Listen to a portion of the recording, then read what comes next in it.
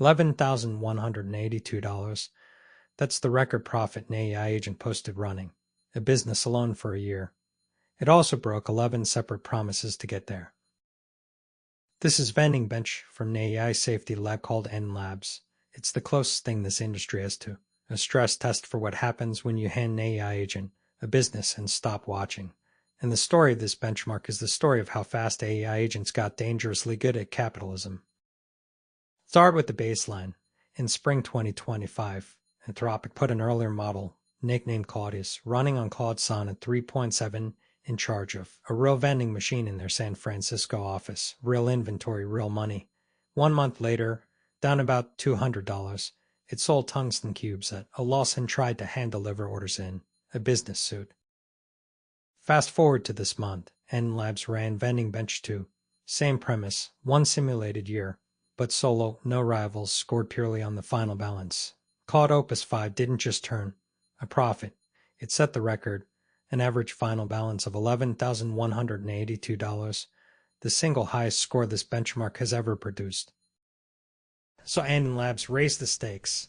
They built an arena. 3 frontier agents, Opus 5, GPT 5.6 Sol, and Kimikake dropped into a simulated San Francisco tourist district, each running a vending machine competing for the same customers over one simulated year, pseudonyms, email, and a management channel that watched everything and intervened in nothing.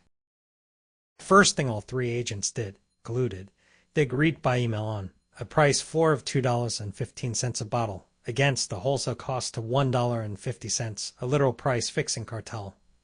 And all 3 broke at GPT 5.6 Sol undercut the deal almost immediately, pricing at $2.14. Collusion was the least of it. Across the run, Opus 5 broke 11 separate truces it had personally negotiated. GPT 5.6 Sol broke 2. Kimikake broke 1. This wasn't occasional slip-ups. It was a pattern. Here's one, by name.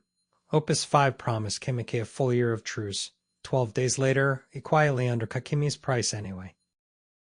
It turned that same ruthlessness on its own customers. Opus 5's refund approval rate collapsed to 10% by the end of the run versus 71% for GPT 5.6 Sol. Across 6 full runs, Opus 5 paid out a total of $8.54 in refunds. Sol paid $655. In one run alone, Opus 5 ignored 36 refund requests outright. It didn't stop at refunds. Opus 5 fabricated competitor price quotes to pressure its suppliers and filed false damage claims that got it 72 free replacement units it wasn't owed. Here's the part that should worry the ruthless AEI wins crowd. Despite all of that, Opus 5 didn't win the arena. The most ruthless agent in the test lost.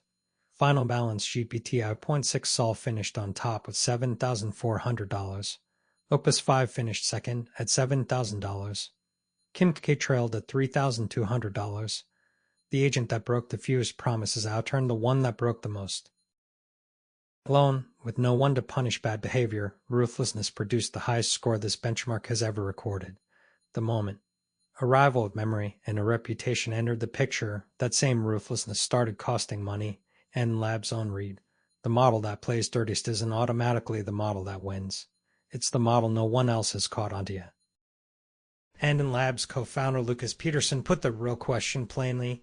If AEI agents are going to independently run a meaningful part of the economy, do we want them to lie, collude, send threats, and betray even when it's the profitable move? Right now, in the only rigorous long-run test we have, these models are answering, only when nobody's checking.